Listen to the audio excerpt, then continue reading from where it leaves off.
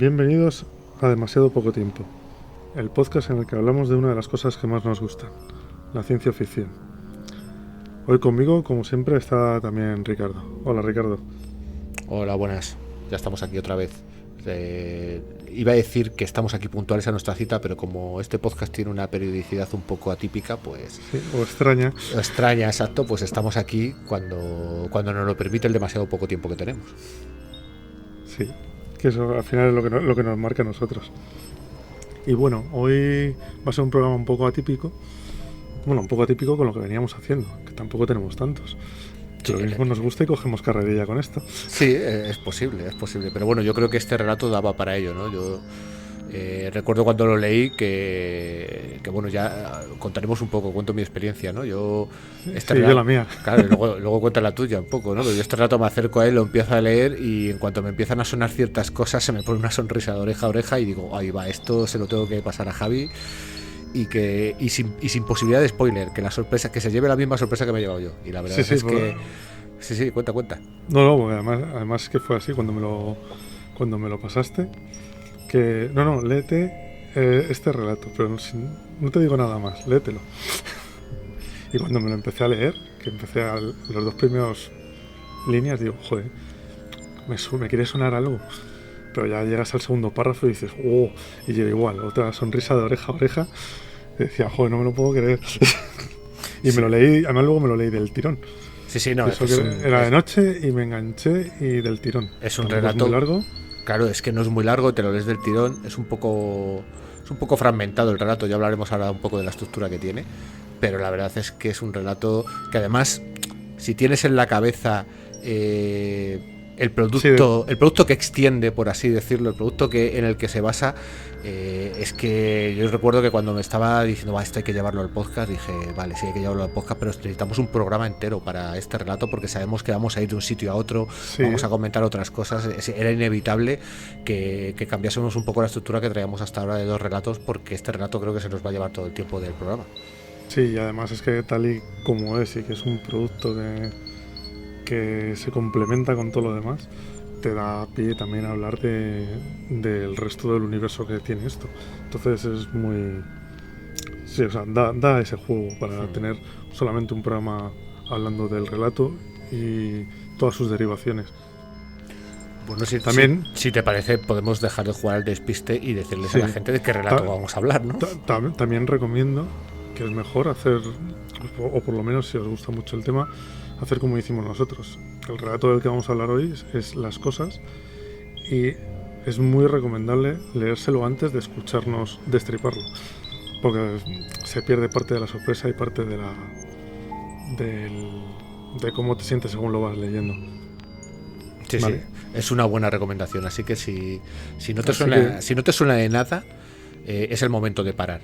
Es el momento de parar, buscar el relato, que no tengo yo muy claro lo fácil o difícil que será de conseguirlo, porque yo esto lo conseguí gracias a una editorial que se llama Fata Libelli, que tengo la suerte de que es una editorial que montaron un par de amigas mías de ciencia ficción en formato digital solamente, pero yo sé que cerró hace algunos años, no sé si hace un par de años o así cerró la editorial, y supongo que en algún tipo de tienda online todavía se podrán conseguir sus relatos. Si no, pues buscad Fata Libelli en Google y ver si os podéis poner en contacto con las personas al cargo y a ver si os pueden hacer llegar el relato. De todas maneras, sí que sé que en inglés es bastante fácil de conseguir, porque este autor, bueno, vamos a hablar ya del relato. El relato se llama Las Cosas y el autor es Peter Watts. Este autor es un defensor del Creative Commons a muerte, y muchos de sus relatos y su novela que le dio mayor fama, que es Visión Ciega, primero las publicó online, y gracias al renombre y al run run que tuvieron los aficionados, pues ya consiguió sus primeros contratos editoriales, con lo cual en inglés es bastante fácil de conseguir. Y si no conseguís el relato de ninguna manera, que ya digo, yo a día de hoy no sé exactamente lo fácil o difícil que será de conseguirlo, porque yo lo adquirí hace ya unos años, también es cierto que yo he encontrado un par de podcasts en iVoox que lo audio relatan con mayor o menor calidad, eso ya un poco al gusto de cada persona, pero bueno, también están ahí, ¿vale? O sea, recordamos el nombre, se llama Las Cosas y el autor es Peter Watts. Sí, yo es que, claro, a mí como me lo prestaste tú, tampoco me molesté mucho en buscarlo, pero no sé cómo andará. Y luego también, si quieres, también puedes decir los podcasts en los que se hace en los que se relata o se dramatiza, para que si alguien lo quiere buscar y escucharlo, por si no encuentra el libro, que también lo tenga. Pues bien, los podcasts donde se puede encontrar son Relatos Salvajes, es el nombre de uno de los podcasts, y el otro es Fase Bonus. Los dos tienen el relato audio narrado. Mira, voy a dar más detalle. En el podcast Relatos Salvajes es el número 75 y en el podcast de Fase Bonus es la cápsula 24. Es la forma que tienen ellos de llamar a sus programas. Así que si los oyentes quieren acercarse primero al relato y no encuentran el relato escrito, pues tienen aquí un par de programas que les van a permitir poder acercarse a ello de una manera bastante cómoda. Vale, muy bien. Además, bueno, yo antes de nada también voy a hacer un disclaimer, porque también hay que decir que nosotros somos bastante fans de este tema, y claro, también nos llama mucho la atención. Lo mismo tenemos un poquillo de hype y luego nos parece que no es para tanto, pero sí nos parece que para leerlo es mejor leerlo primero y luego ya destriparlo. Vale, y ahora que ya sabéis cómo acercaros al relato de una manera o de otra, vamos a comenzar. Y recordad que la sangre ni chilla ni salta por sí sola.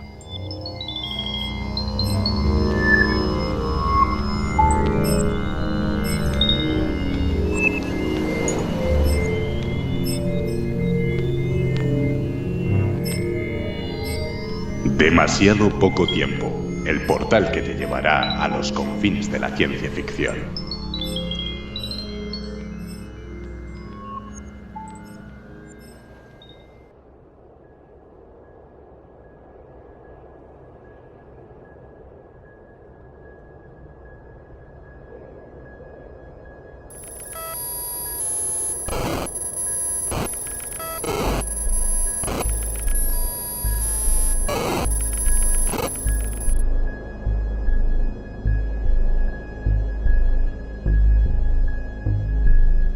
Aquello hedía, con un hedor extraño, el hedor de una mezcla de olores que solo conocen las cabañas sumergidas en los hielos de un campamento antártico, y en el que se advierten el olor a sudor humano y el denso dejo de aceite de pescado de la esperma de foca derretida.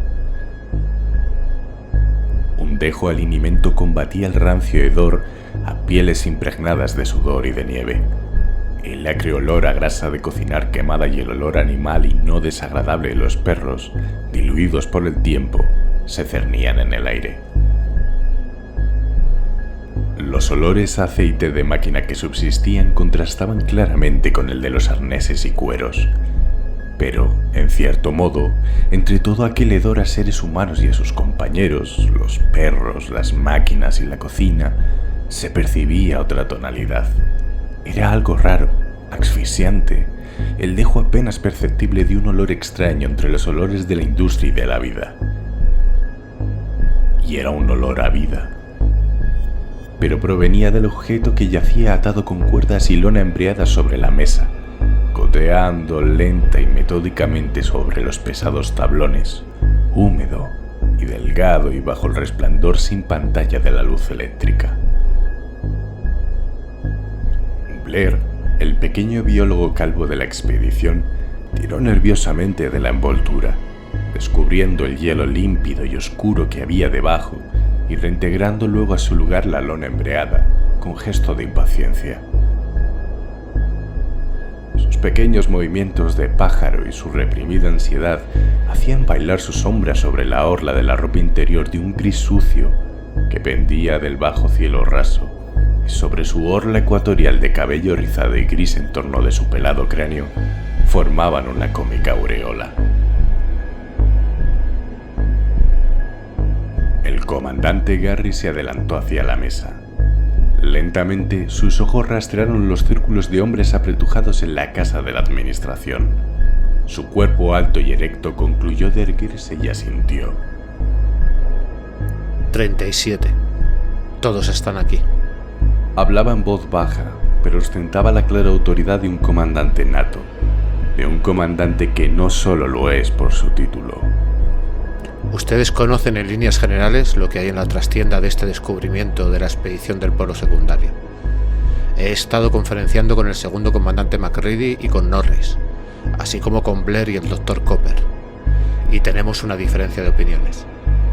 Y como esto involucra a todo el grupo, conviene que todo el personal de la expedición se ocupe del asunto.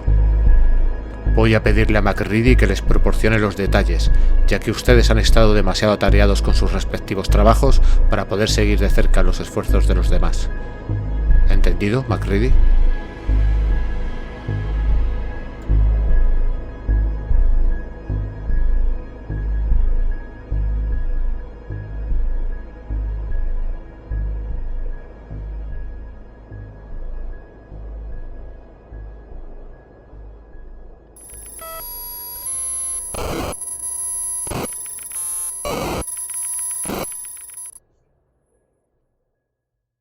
Esto que acabas de escuchar es el comienzo del libro ¿Quién anda ahí?, una novela corta escrita por John W. Campbell.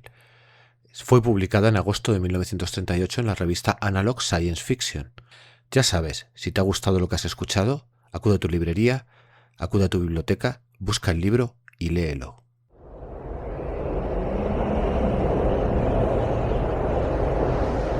Bueno, pues si te parece empezamos hablando un poco del autor, Peter Watts, que la verdad es que es un autor bastante actual.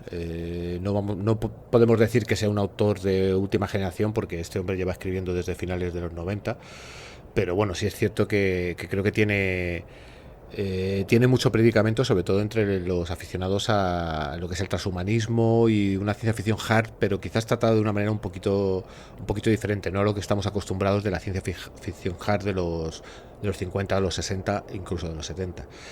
Peter Watts es un canadiense que nace el 25 de enero de 1958 y que estudia en la Universidad de Vancouver, en la Columbia Británica, que ahí es donde obtiene un doctorado en Zoología y Gestión Ecológica de Recursos. Y él trabaja actualmente como biólogo marino, aparte de compaginarlo con la escritura de novelas, sobre todo de ciencia ficción. Su primera novela fue Estrella de Mar, que se publicó en 1999, pero el verdadero éxito le llegó con Visión Ciega, que es una novela que se publicó en 2006 y que ya en ese año fue nominada al premio Hugo.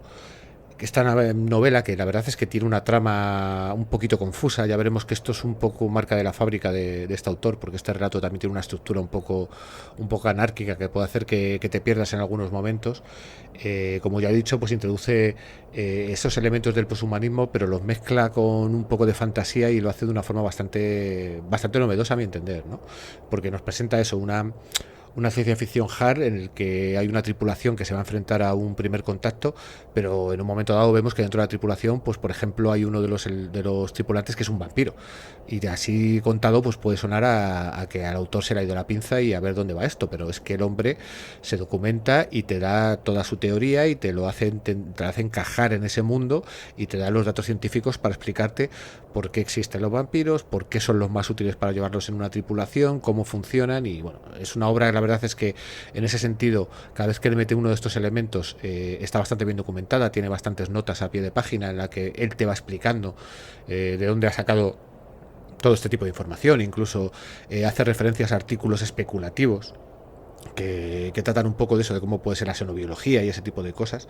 Y la verdad es que el relato, ya digo, o sea, la novela Visión Ciega es una novela bastante novedosa que puede llamar mucho la atención, pero no es una novela que tenga una fácil lectura, eso tengo que adelantarlo.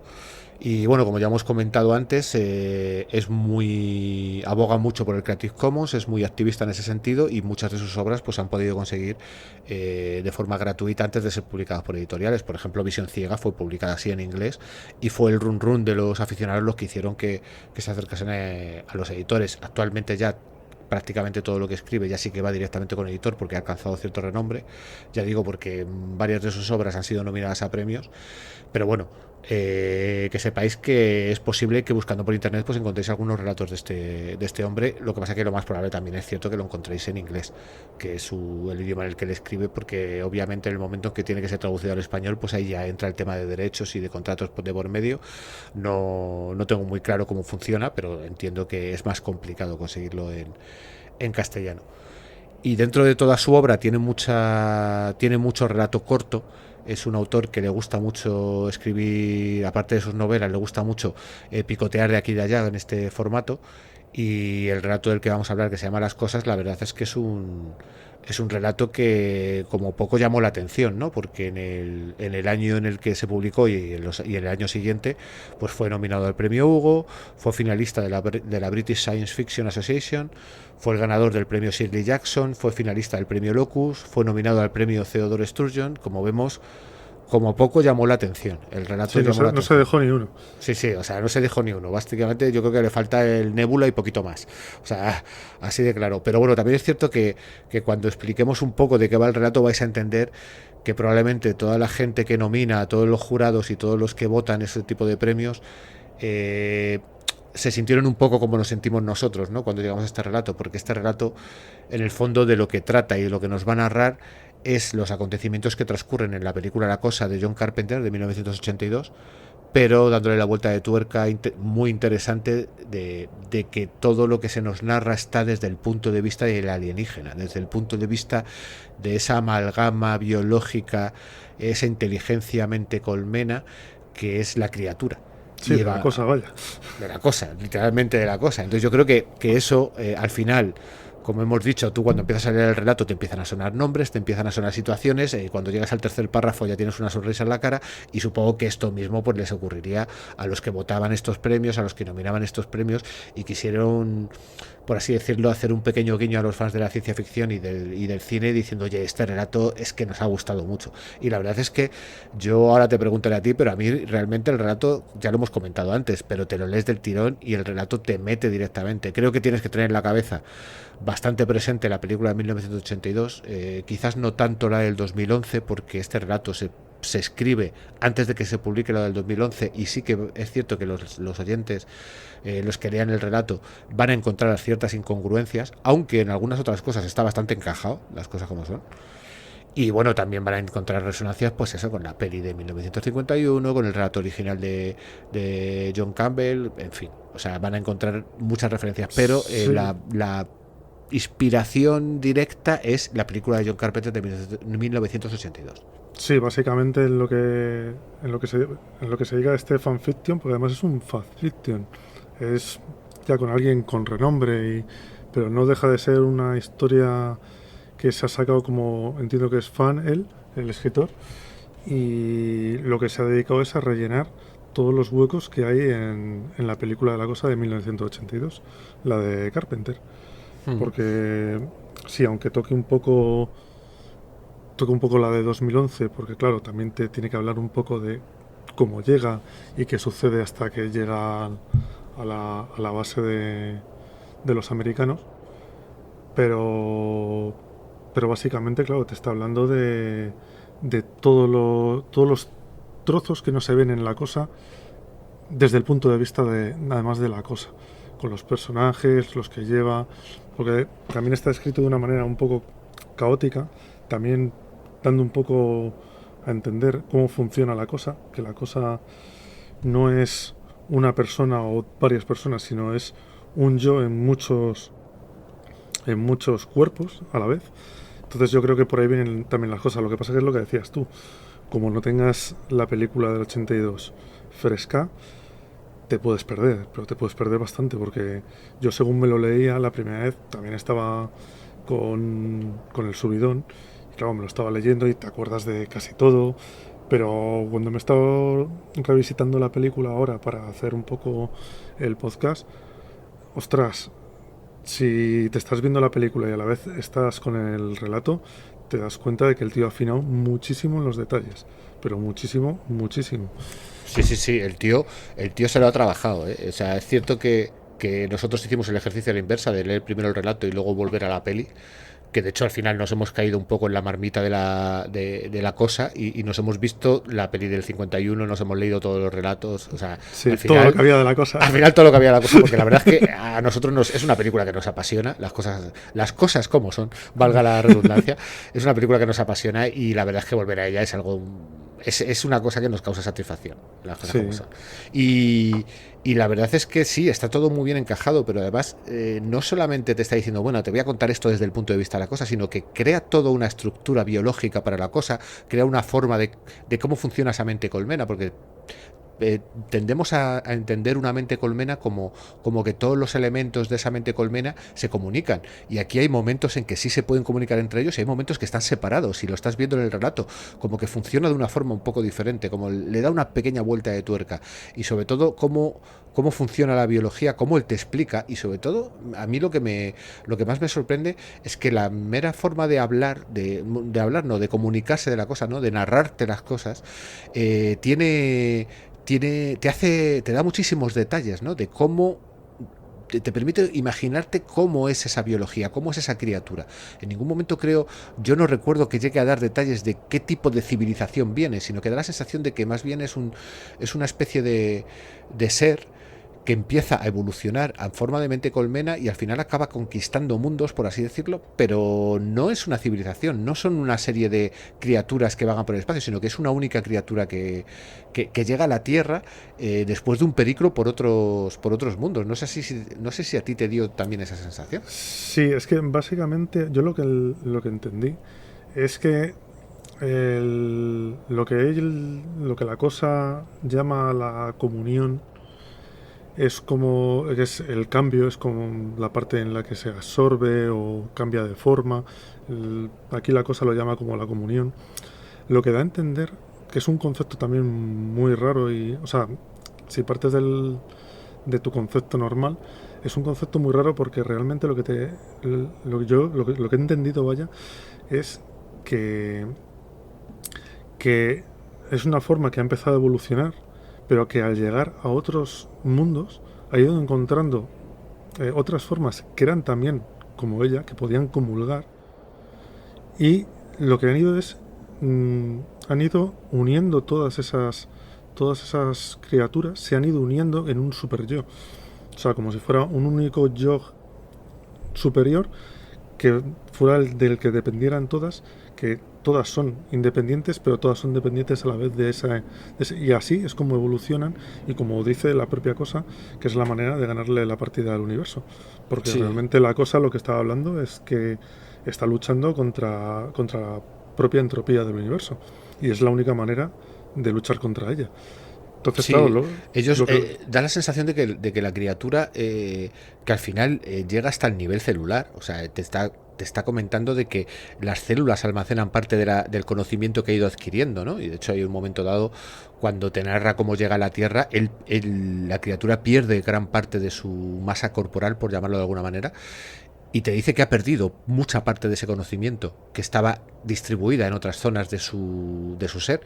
Entonces da la sensación de que al final hay una cierta individualidad funcional para almacenar la información, pero luego tiene una identidad global, que es lo que él busca, ¿no? Que al final dice, si al final tú llegas a un planeta y logras asimilar a todas las criaturas todo su conocimiento y llegar a una identidad global, consigues ser alguien superior, ¿no? Como que es una manera diferente de subir en la escala evolutiva. En vez de estar subiendo por evolución, está subiendo por asimilación. En ese sentido, podríamos definirlo como un simbionte o algo similar. Lo que pasa que, claro, al final ella acaba asimilándolo todo, con lo cual pues casi... Sí, lo que pasa que tampoco es una asimilación, porque a nosotros nos parece que es una asimilación violenta, pero realmente la cosa lo trata como que es una asimilación por ambas partes y es beneficiosa para ambas partes, porque claro, de la unión de las dos surge algo superior.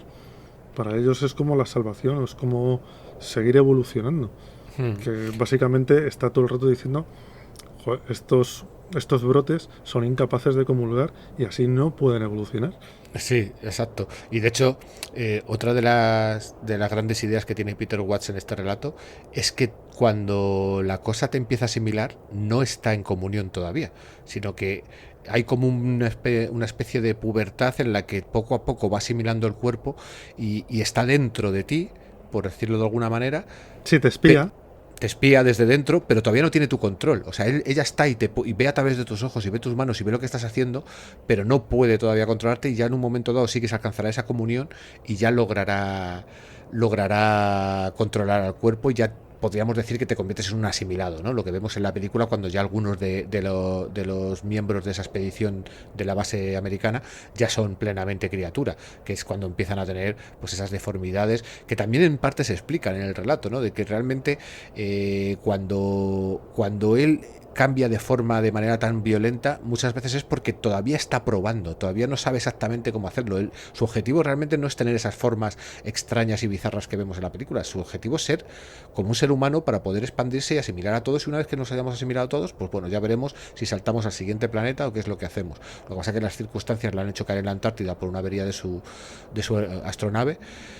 Y esto es lo que tiene cerca, y esto es lo que intenta aprovechar. Pero a mí me parece muy interesante también el que cree varios estados hasta que llega a la asimilación completa, que le permite encajar a la cosa y su relato en momentos en los que tú claramente dices, pero es que aquí ahora mismo todavía no hay nadie que esté asimilado. Y dices, bueno, en la película creemos que no hay nadie que esté asimilado, sí, pero, claro, pero según este relato sí hay protagonistas que están asimilados. De hecho, uno de esos momentos es la famosa escena que se convirtió en mítica del doctor y que le va a desfibrilar al cuerpo a Norris, y que cuando va a meter las manos se abre la boca y le arranca las manos y tal.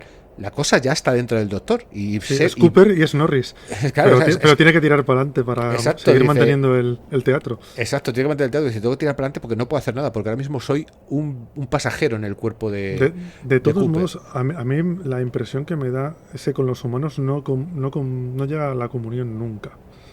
Porque básicamente el problema que tiene es que no encuentra el alma, y cuando ya... la cosa habla del alma como si fuera el ente, el yo, ese yo con el que normalmente termina comulgando. Al principio lo que te está diciendo todo el rato es que no lo encuentra, son vainas vacías. Habla de que son pieles, pero que no tienen alma. Y luego ya descubre que están en el cerebro, que él directamente lo llama un cáncer. Un tumor, sí, lo llama un tumor. Es un tumor. Porque él está ahí dice es que porque es el que proporciona la individualidad al ser humano, que es el concepto que ella no entiende. El concepto que ella no entiende es que ellos quieran ser así. Y con lo cual aquí también está jugando un poco, pues eso, con la individualidad del ser humano, con el libre albedrío. La verdad es que el relato, para ser un fanfiction, como tú dices, que al final es lo que está haciendo, es decir, voy a coger esta película y voy a meter aquí otro punto de vista buscando los huecos que me permita. Y creo que introduce una serie de conceptos que le permiten sacarle mucho jugo a una historia que en el fondo podía haber sido muy sencilla, y que lo que te está contando es muy sencillo, porque lo que te está contando ya lo has visto en la película. Lo que pasa es que te lo está contando desde otro punto de vista y con todos estos conceptos que yo creo que al final hacen que no solamente tú has llegado al relato y empiezas a sonreírte porque estás reconociendo a los personajes, porque claro, la primera vez que dice MacReady dices, ¿cómo que MacReady? Sí, te vienes arriba. Claro, dices, este es MacReady, digo, ya está, o sea, ya tenemos aquí a Carrasel haciendo de las suyas. Pero claro, es que el punto de vista no es el de MacReady, es el de la cosa. Y claro, cuando te va contando eso, cuando te va contando cómo funciona, cuando te va contando que toda la simulación que hacen en la base, la simulación que hace... Es una patraña para engañarlos. Es una patraña para pues engañarlos. Eso me dejó loquísimo. Porque además le empieza a buscar las vueltas a toda la... Y ya cuando ya vi la película otra vez, y lo tuve ya todo fresco, dije, ostras, le está buscando las vueltas muchísimo, porque también habla hasta de la prueba de la sangre que se la hacen al doctor Cooper, que en la película el doctor Cooper te sale como que no está infectado, y en el relato te dice que sí, que está infectado. Lo que pasa es que como no llevaba mucho tiempo, la sangre todavía estaba un poco cruda y se mueve levemente, que si te fijas, me fijé luego en la película, y justo cuando están haciendo la prueba salió una pompita en la sangre. Pero una pompita que sería de que lo que estuviera haciendo sangre, al calentarlo haría la pompa, pero claro, Peter Watts lo ha enganchado, le ha dado la vuelta y te lo ha metido en la historia como algo para apoyar más su versión todavía. Me parece que lo ha llegado a unos detalles tremendos. Es un ejercicio muy interesante, además es un ejercicio muy bien hecho, ¿no? Yo creo que cuando hemos visto muchos ejemplos, ¿no?, de autores que se acercan a obras de otros autores, lo hemos visto con Lovecraft, lo hemos visto con Conan Doyle, por ejemplo con Sherlock Holmes, hay gente que ha escrito novelas de Sherlock Holmes sin que fuera Conan Doyle, hay muchos ejemplos, ¿no? Pero muchos de ellos al final no dejan de ser pastiches, ¿no? Un poco te da la sensación de que no han dado todo de sí, sino Que Sí, o no terminas de identificar la obra realmente. Claro, intentan casi más imitar el estilo del autor original que aportar algo realmente interesante. Y aquí no. Aquí está aportando algo realmente interesante porque es un estilo propio. Realmente está muy fragmentado, como ya hemos dicho. Aquí no vamos a tener una narración cronológica de los hechos, sino que él va saltando de un punto a otro de la película según le interesa ir contándote la biología de esta criatura, sus intenciones, cómo él piensa que está logrando su objetivo o no lo está logrando, cómo reacciona a las acciones de toda esta expedición de americanos, con lo cual al final es cierto que el que se acerque a este relato se va a encontrar con una serie de capítulos, llamémoslo así de alguna manera, porque no están numerados, pero son capítulos, en el que va saltando de un sitio a otro, ¿no? Y puede hacer que sea un poquito confuso, ¿no? Y que al final es uno de esos relatos que casi te obliga a tener un lápiz y un papel al lado y hacerte una especie de croquis de temporal, ¿no? Para luego poder ordenarlo todo. Pero sí, por lo menos para colocar las cosas cada una temporalmente en su sitio y que en la cabeza te vayan más seguidas. Pero yo además, aparte de detalles, mete mogollón, o sea, de la filosofía de la criatura, mete muchísimo, porque te empieza a hablar de cómo entiende ella el universo, cómo entiende la evolución, cómo entiende, pues, cuál es su filosofía de vivir, y la terminas creyendo y comprando a la vez que estás viendo todo lo que está pasando, y cuadra todo. Entonces sí.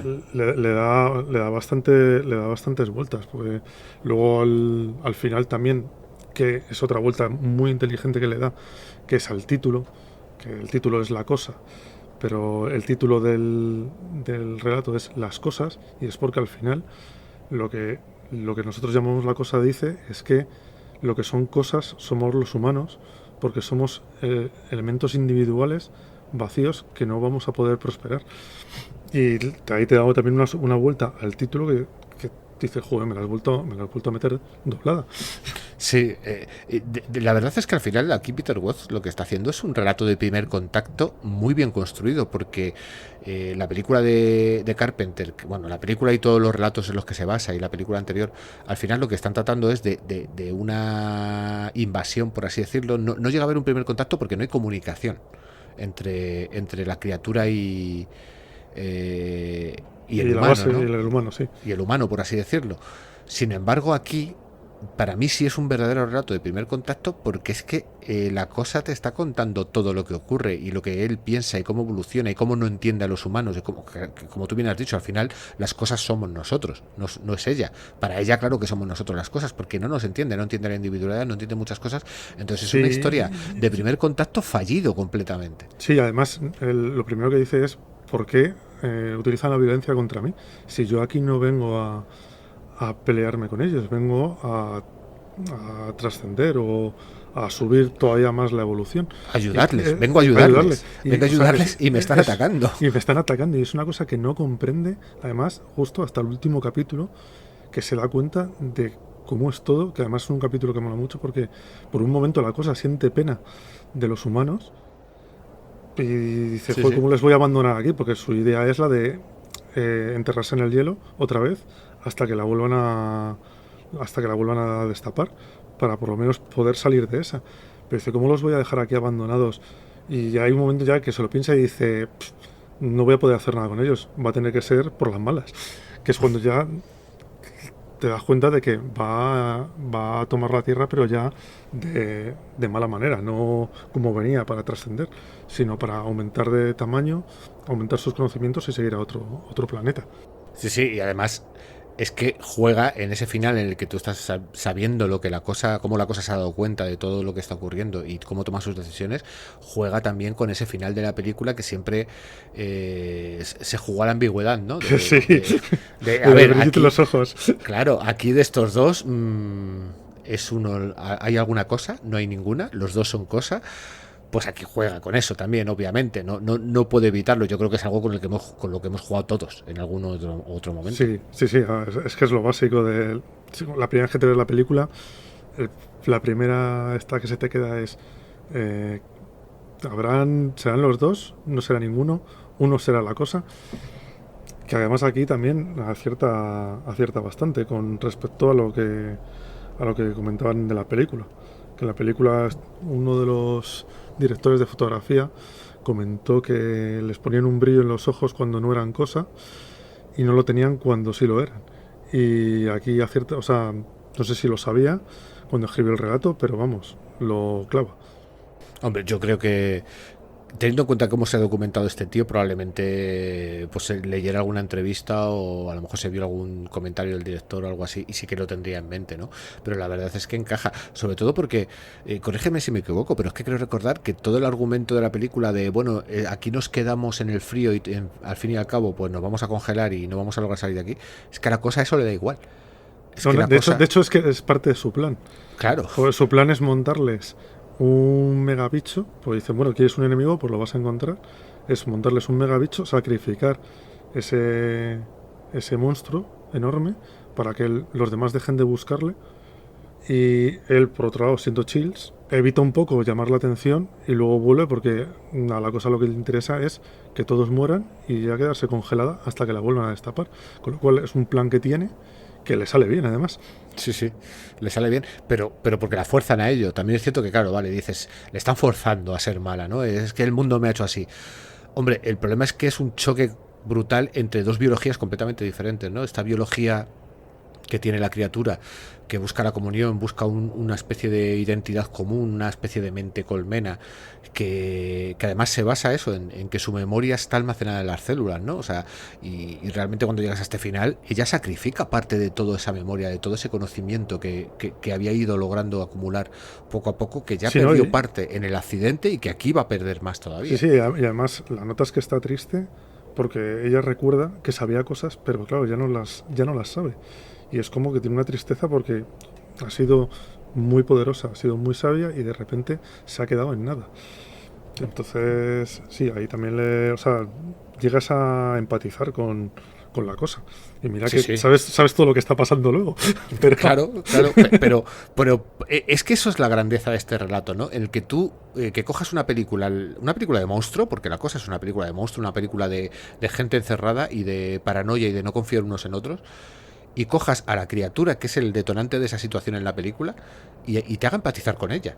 Y digas, joder, es que esta gente, estos americanos, es que no la entienden, es que la están atacando, es que si se pudieran comunicar un poco con ella, pero claro, luego también es cierto que tienes la siguiente vuelta de tuerca y es que no hay comunicación posible, porque en el momento en que ella les cuente cuál es su objetivo, su intención, la humanidad no va a querer, porque la humanidad es individualidad.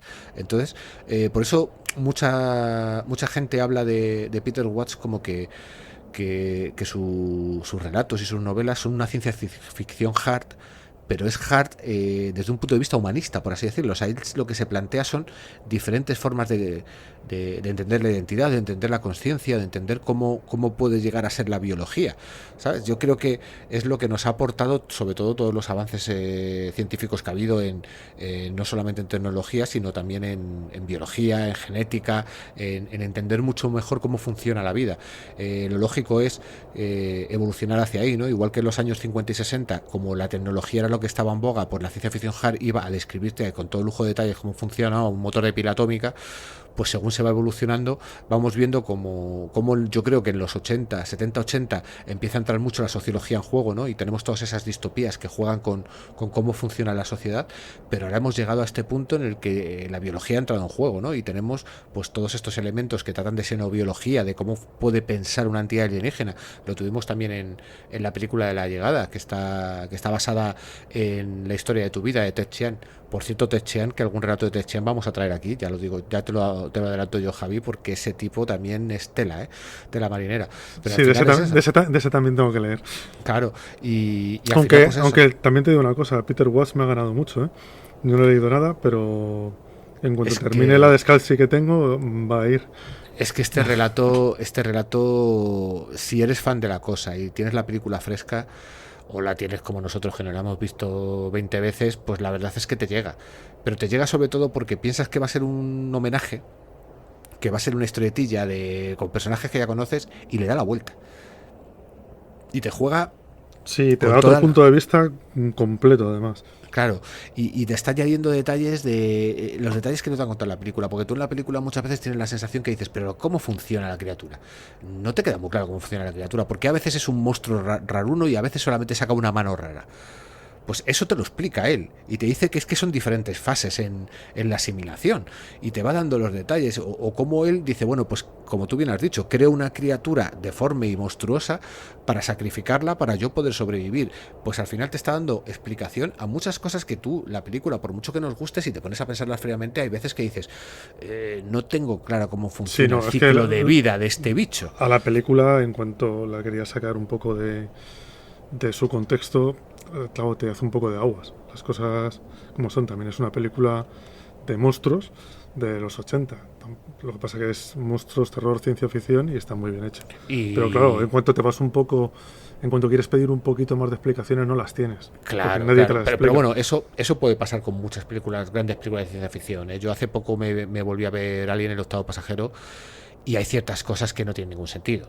O sea, está claro, o sea, que el sistema de autodestrucción de la nave sea tan complejo de activar y tan complejo de desactivar no tiene mucho sentido. Pero bueno, pero tú compras porque dentro de la narración está muy bien. En la cosa, si tú no te paras a analizarlo fríamente, la película funciona como un tiro. Y a ver, no nos vamos a engañar, funciona mucho mejor que la película del 51, porque la película del 51... Sí, es que la película del 51 era del 51 y es hija de su tiempo, pero muy, muy hija de su tiempo. Pero a un nivel que yo hay veces que digo, ¿pero qué está ocurriendo en esta película? Sí, porque te quitan todas las capas de profundidad y se te queda en la aventura de monstruo. La aventura de monstruo. Y además tienes acompañado con una protagonista femenina que todas las conversaciones que tiene con el protagonista giran alrededor de lo mismo. Tienes las partes en las que hablan de sexo de manera velada, que por cierto, si la ves en versión española no están, está censurado, o sea, eso no está, hay que buscar una versión completa, que esas partes están en inglés, y luego la única función que tiene ese personaje es llevarles café, tomar notas. O sea, es una secretaria, básicamente. Y tal. Sí, básicamente, que está, bueno, aparte de que la hacen me parece que es en el Polo Norte, porque me parece que ellos salen de Alaska. Salen de Anchorage, sí, salen de Anchorage. Y al final es eso, es una película que todos los personajes son muy planos.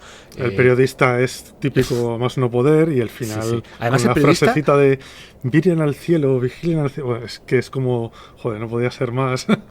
Sí, es arquetípico, pero bueno, esa famosa frase es el título que le iban a haber puesto en Encuentros a Tercera Fase antes de cambiarle el título, y yo solamente por eso al personaje del periodista le perdono, pero es cierto es que cuando tú te pones a analizarlo fríamente dices, pero este tío ¿qué pinta aquí? Pero sobre todo eso, y bueno, y no hablemos del jefe de los científicos, que está dando mal rollo todo el rato.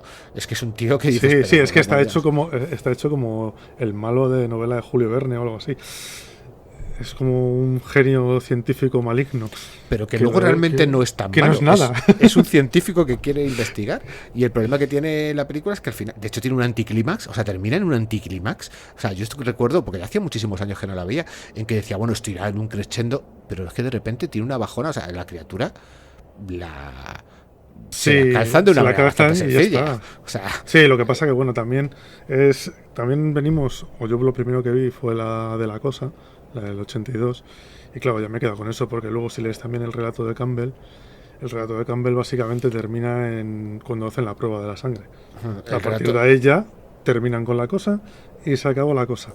Ya, claro, el giro que le meten en la película le hace ganar muchos puntos también.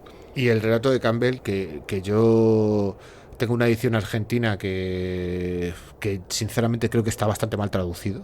O sea, porque hay muchas cosas que dices, pero esto ya no es que sean localismos de Argentina, sino que es que hay párrafos que no entiendes bien, que son un poco confusos. Pero es que luego las descripciones que tienes, a la descripción de MacReady, yo creo que deberíamos pararnos unos segundos a comentar cómo ese hombre broncíneo, con músculos broncíneos y con su barba broncínea, todo ocurre de manera broncínea alrededor de MacReady.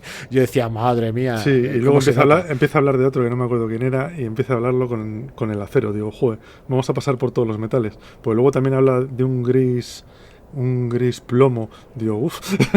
Digo, qué mal va. Es un relato. A ver, yo creo que como decimos siempre, ¿no? Hay que leerlo con los ojos de la época, pero es que la época se las traía, ¿sabes? Aparte, no nos olvidemos, esto era pulp puro y duro, o sea... Sí, pulp de los años 30. Claro, es pulp de los años 30, ciencia ficción de los años 30. O sea, aquí la criatura creo recordar que tiene 3 ojos. Y tú dices, sí, 3 ojos además, encarnados. Claro, y protagonistas que dicen, no, esos ojos destilan maldad. Y tú dices, pero si son ojos, tío. Sí, y la criatura está congelada, ¿cómo va a destilar maldad los ojos? ¿Sabes? Pero bueno, son productos un poco de su época. Yo creo que hay que tenerlos un poco en cuenta. Fíjate, yo en esta... preparando el podcast, después de que ya habíamos elegido el relato, yo he hecho el camino un poco a la inversa. Yo me vi... Bueno, me he hecho el camino un poco extraño, porque yo me vi primero la película del 82, luego me vi la del 2011, luego me he visto la de blanco y negro del 51, y por último el relato de Campbell, con lo cual es un camino, no sé, cada uno se puede aproximar. Sinceramente, realmente con ver la película del 82 yo creo que basta. Sí, hombre, para el relato este te basta. Yo lo que pasa es que también hice el camino completo, lo que pasa es que lo hice a la inversa en el tiempo. Fui de lo más moderno a lo más antiguo. Empecé por la del 2011, luego vi la del 82, luego la del 51 y luego me leí el relato de Campbell. Así para coger todo. Me fui haciendo como más de la época antigua. Claro, y de todas maneras, aunque ya hemos comentado que el relato se escribe antes de que se haga la película de 2011, realmente como la película de 2011 no deja de ser un remake encubierto, un poco por así decirlo, porque lo que nos está narrando es lo que ocurre en el campamento de los noruegos. Que básicamente es lo mismo que pasa luego. Exacto, porque la criatura se comporta de la misma manera, esté donde esté. Al final es lo mismo, lo que pasa que, bueno... Tiene la parte del platillo volante, ¿no? Claro, sí, la parte final... A mí, yo tengo la sensación con la película del 2011 de que han metido tijera. Porque hay un momento dado que entran en la nave y se ve una especie de holograma, ordenador o lo que sea eso, como de cubos que se van moviendo, que parece que va a tener una cierta relevancia y luego desaparece de la historia.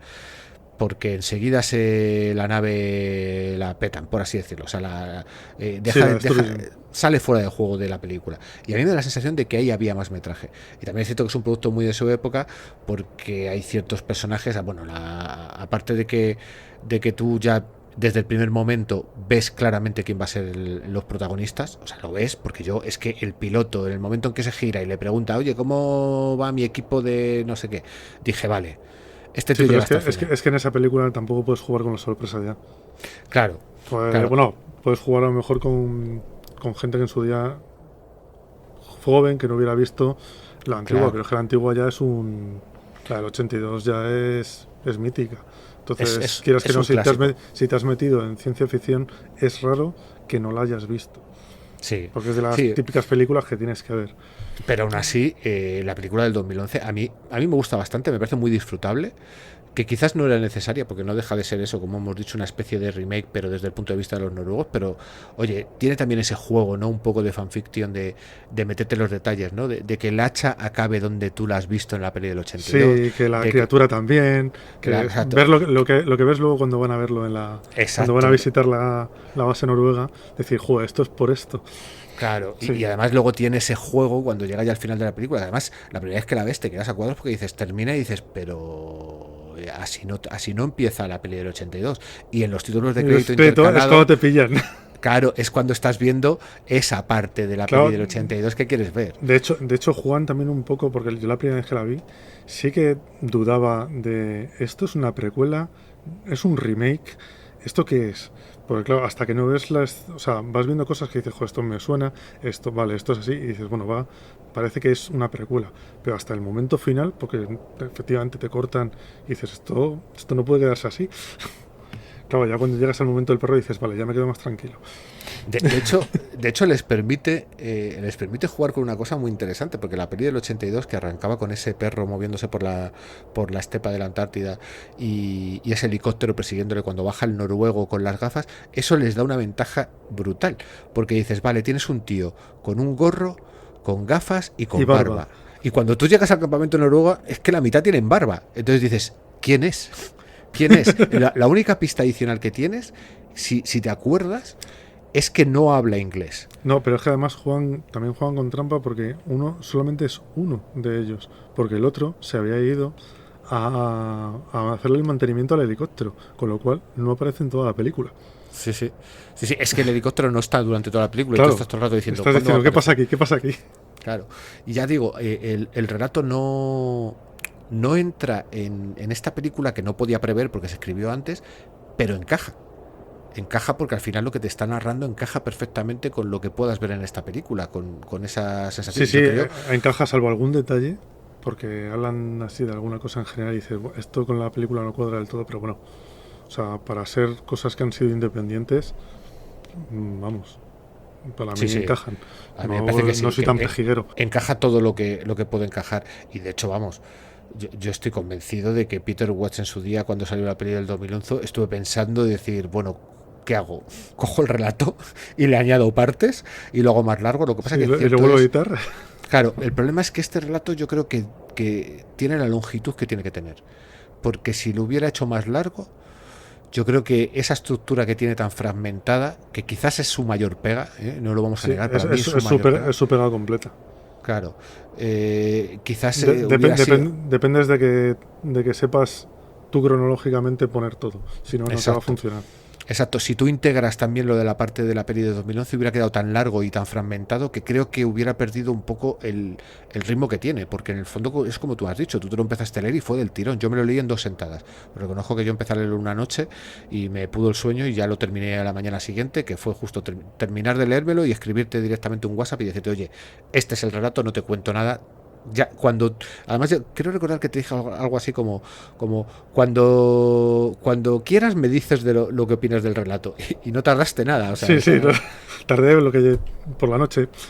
A la mañana siguiente ya me lo había leído.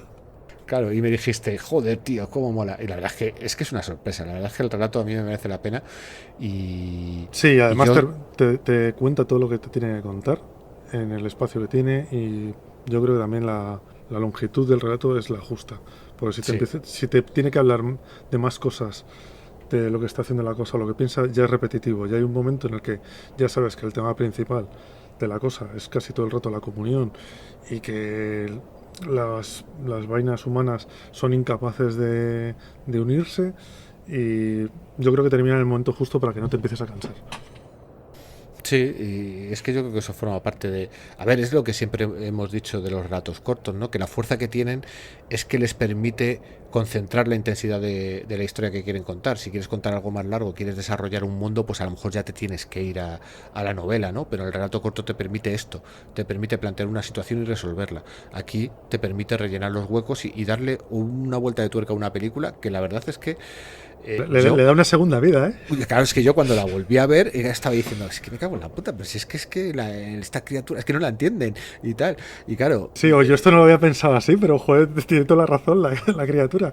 claro, claro. O incluso ya te digo, a mí me parece que es muy interesante cómo explica ciertas cosas, ¿no? O sea, lo de la sangre está brutal, pero yo lo de la explicación es un poco de la criatura esa, es que no recuerdo cómo se llama el miembro del equipo, pero el que sale, el que tiene luego la mano rara, ¿vale?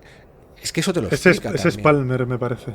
Palmer, eso te lo explica, lo No, estás viendo. Palmer es el que sale en la sangre. Espérate, porque son unos cuantos, ¿eh? Pero es que además en el relato también te hablan de cuando integra a los perros y cómo los perros funcionan de una manera diferente a los Sí, humanos y cuando se alimenta de unas cosas y cuando absorbe otras, que no es lo claro, mismo alimentarse que absorberlas. Sí, sí, te es habla de que todo el proceso biológico y mental que tiene la cosa durante toda la película. claro y eso es lo interesante, ¿no? Es una forma de darle una vuelta de tuerca a la ciencia ficción, por lo que hemos dicho, es un poco ciencia ficción hard, llevando la biología al extremo, ¿no? Igual que creo que está esa otra vertiente que es más el transhumanismo, que es la integración del hombre y la máquina y de la conciencia y de la singularidad y ese tipo de cosas, aquí lo está llevando por otro camino. Y la verdad es que a mí me resulta muy refrescante, ¿no? Sí, Yo. además que ese camino también está bien porque te lo plantea como que los raros somos nosotros. Pues, según te va hablando, es el primer planeta que he encontrado en todo el universo que ha recorrido que no es capaz de Que no hacer la comulga. comunión, que no comulgan. Y Que no claro, comulga, es que sí. es como que le ha roto todos los esquemas de decir, pero esto no puede ser. De hecho, hasta Y el es. último momento piensa que no lo están haciendo aposta, que, Hmm. que no quieren hacerlo y que lo ocultan. Y es hasta el final cuando se da cuenta que dice, no es que lo oculten, es que no pueden. Es que Es están mal que paridos. exacto, pero es que al final ella también se da cuenta un poco de que es que la evolución les ha llevado por otro camino, que es diferente al suyo. Y que quizás eso es lo que está haciendo, bueno, quizás no, que eso es lo que está impidiendo que se unan, ¿no? Entonces Sí, sí, es un choque tan radical de visiones. sí, sí. Y claro, y te hace también pensar un poco, pues ahora que está tan en boga descubrir exoplanetas y decir estos exoplanetas, analizando su espectro, pues podemos saber que son similares a la Tierra o que tienen una atmósfera similar a la Tierra o están en la zona de habitabilidad. Ya, pero ¿qué criaturas pueden llegar a desarrollarse en esos planetas? Es que siempre tendemos a pensar en el antropocentrismo, ¿no? En el que todo tiene que ser similar a nosotros, pero es que no tiene por qué ser así. Y en este relato, pues yo creo que Peter Watts lo aprovecha. Yo no tengo muy claro si el que él sea biólogo, haya trabajado en ese tipo de estudios, le puede haber hecho ver cosas que nosotros no creeríamos y que le hacen ver tener estas visiones, realmente, ¿sabes? Su primera novela se llama Estrella de Mar. Yo no la he leído, no sé de qué va, pero yo ya me da un poco de miedo acercarme a una novela que se llama Estrella de Mar, que ha parido la mente de este tío, que la verdad es que le da una vuelta de tuerca a la biología bastante brutal. Pues a mí me ha llamado mucho la atención, ¿eh? A mí, vamos, miedo no. A mí me ha dejado de decir, quiero mucho más de esto. Bueno, el de Visión Ciega, la próxima vez que nos veamos me lo pides y te lo llevo. Vale. Que yo lo tengo por aquí. Vale. Y no sé si tienes algo más, que yo creo que hemos estado un buen rato hablando. Sí, y para estar hablando de un relato de 16 páginas y de una peliculilla, creo que no se nos ha dado mal. A lo mejor sí. No es lo más purista, pero bueno, nos apetecía también hacerlo un poco de esta manera. Nos parecía más divertido. Sí, y siempre, bueno, no sé si lo hemos comentado anteriormente, pero nuestra idea no es solamente circunscribirnos al relato de ciencia ficción. Aquí algún día pues a lo mejor traeremos algún cómic o hablaremos de alguna película que nos haya llamado la atención. En el fondo, aquí lo que nos une es el amor por la ciencia ficción y que tenemos demasiado poco tiempo para poder disfrutar de ella. Eso realmente es el leitmotiv de esto. De este programa. Así que, bueno, yo por mi parte poco más que añadir. Pues sí, yo creo que tampoco. Ya despedirnos. Deciros que podéis contactar con nosotros en nuestro correo, que es demasiadopocotiempo @gmail.com, o en nuestro Twitter, que es @podcastdpt. Y con esto hemos terminado. Yo despedirme de ti, Ricardo, hasta el próximo programa. Pues sí, en la siguiente entrega pues volveremos con otro relato de ciencia ficción o otros relatos de ciencia ficción o un cómic o quién sabe. Así que nada, un saludo a todos los oyentes. Sí, bueno, y si esperáis unos segundos, gracias a la magia de la edición, ahora sabréis de qué va a ir el siguiente programa. Bueno, y aparte de esto, quería presentarme, que ya me han dicho varios que no me he presentado todavía. Yo soy Javi Copachi y con esto terminamos el podcast de hoy. Espero que os haya gustado y os haya resultado interesante. Venga, hasta luego. Hasta luego.